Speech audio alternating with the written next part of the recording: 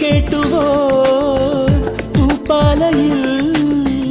രാപ്പാടി പാടും പ്രേമരാവിൻ ചിന്തുകൾ